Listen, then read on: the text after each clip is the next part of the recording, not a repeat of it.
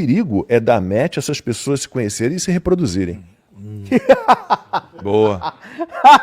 Não é verdade? Se for para botar o governo no olho da rua, terá certamente o nosso... Curta, compartilhe e não deixe de se inscrever no canal para não perder nenhuma notícia.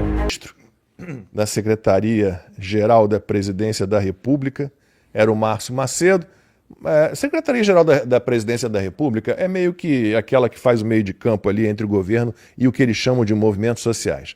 Movimento social pode ser um MST, que é uma quadrilha, pode ser o grupo do Boulos, MTST, os Movimentos Trabalhadores Sem Teto, pode ser, por exemplo, a Associação de Moradores da Favela do Moinho, porque o Márcio Macedo, já falei sobre isso, falarei de novo, o Márcio Macedo foi o responsável pela visita do Lula, acompanhado de Esther Dweck, ministra da Gestão, de Fernando Haddad, da Janja, à favela do Moinho, no centro de São Paulo, né, recebidos lá pela presidente da Associação da Favela do Moinho, né, que era responsável pela distribuição de drogas na região central de São Paulo.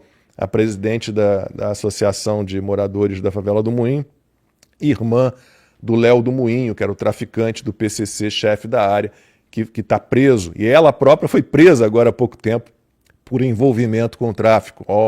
Então o Márcio Macedo foi o cara que foi ali. Então no governo Lula é para isso que serve a Secretaria-Geral da Presidência da República, para negociar com bandidos, né? Mais ou menos isso, né? Vai lá, ficou 2 dias em reuniões lá com os traficantes da Favela do Moinho para que o Lula pudesse lá fazer a sua propaganda política. E agora então colocaram alguém que tem a ver com isso tudo, né? Que é o Guilherme Boulos, né? Guilherme Boulos, que é esse cara que promoveu e promove ainda, porque ele pode não ser mais um dos chefes do MTST, mas obviamente que ele está ligado sempre a esse movimento, né? Que não dá para chamar de movimento, que é uma quadrilha que invade propriedades privadas em cidades, é um MST das cidades, né? Um MST urbano. Ele que estava sempre envolvido em manifestações violentas, com quebra-quebra, como a que foi feita contra a Fiesp, e ele minimizou aquilo. Disse, mas o que tem, qual é o problema de uns danos na fachada, umas vidraças quebradas na sede da Fiesp em São Paulo, porque a Fiesp causa muito mais danos ao Brasil do que o que a gente está causando aqui para eles. O Guilherme Boulos que mentiu para livrar o André Janones da cassação do mandato, quando foi descoberta a rachadinha promovida pelo Janones. E agora ele assume, né, dizendo que ele tem a missão eleitoral, né, porque o Lula só pensa nas eleições do ano que vem, que ele tem a missão de colocar o governo na rua. Eu gostaria muito que fosse a missão de colocar o governo no olho da rua. Aí eu ia ficar feliz. Se eu estivesse falando com uma audiência... tudo bem que a gente está ao dobro da CNN, né? Mas se eu estivesse falando com uma audiência para o Brasil inteiro, por exemplo, eu ia analisar o que é essa indicação do Boulos.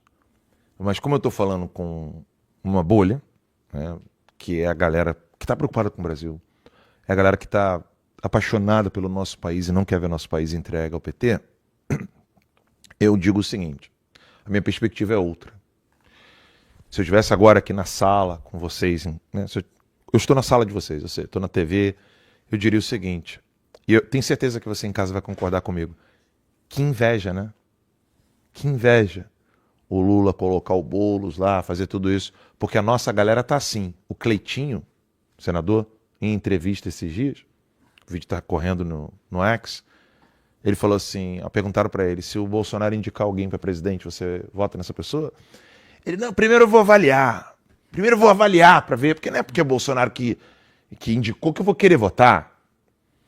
Mas se fosse o Eduardo Bolsonaro, não voto. Ou seja, o cara que não era ninguém, era só um barulhento de rede social, um verdadeiro sindicalista, com uma linguagem de povão, tinha um barulhinho dele no estado dele, que virou senador porque estava tirando foto com o Bolsonaro. E ele reconhece isso. Ele fala que ele tem gratidão ao Bolsonaro e não aos filhos.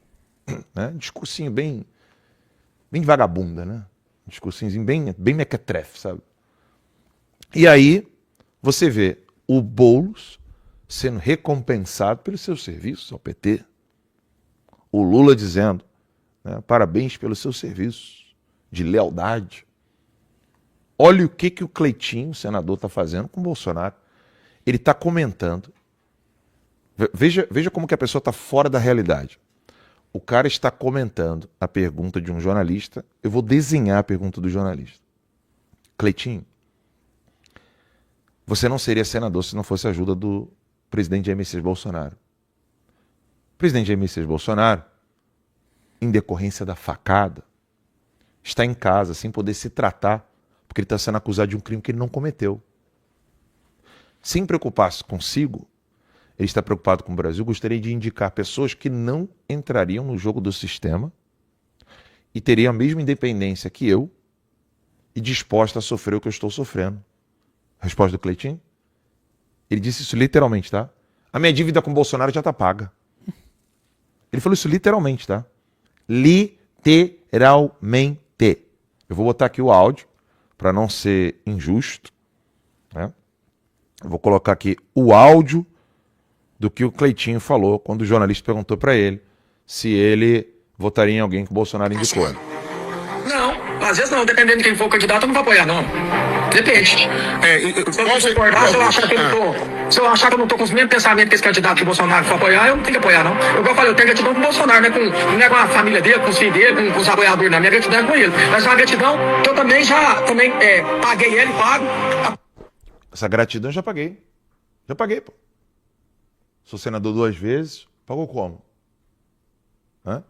E aí o cara pergunta, tá, mas se for o Eduardo, repito, aquele que está na pesquisa GERP, ou GERP, né? GERP, na pesquisa GERP, que segundo a pesquisa já está lá como alguém que ganha do Lula no segundo turno. Eu não estou dizendo que eu acredito em pesquisa, nem que eu acredito em urna eletrônica. Mas, entretanto, porém, todavia, são dados importantes. O que ele diz?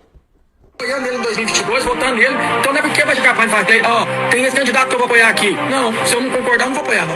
Entendi. Quais seriam... Aqui é razoável, né? Se eu não concordar, eu não vou votar, não. Eu também diria isso. Certo? Porque existe a probabilidade, estou falando da probabilidade, de nego usar da situação, ainda está muito alta, tá, Max? Só para você saber. Existe a probabilidade do Bolsonaro ser chantageado, sofrer mais ainda, e meio que o Valdemar da Costa Neto, que é um canalha, indicar alguém bem canalha, e você fala assim, não, se eu não concordar, eu preciso ter independência. Concorda comigo? Agora, você tem um cara que está sem ver o pai, a esposa com vários traumas, com medo de um carro que chega na frente, tá? Se sacrificando para lutar pelo nosso país. Estou falando do Eduardo Bolsonaro, uma pessoa que já viu que não tem quase nada para fazer, então está buscando ajudas internacionais pelos crimes que os inimigos dele estão cometendo em solo americano, que é o caso do Alexandre de Moraes e companhia. Aí ele responde isso aqui, ó. Aí piora a situação. Candidatos, por exemplo, da direita, que o senhor já exclui, que o senhor não apoiaria? Por exemplo, se o candidato for Eduardo Bolsonaro, o filho dele. Não apoio. Não.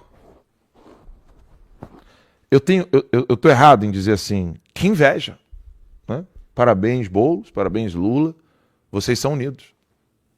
Que inveja. Me desculpem dar esse balde de água fria para vocês, mas ao ouvir sobre a nomeação do Boulos a ter cargo no puteiro do PT, eu olho isso e falo assim, pô, ó,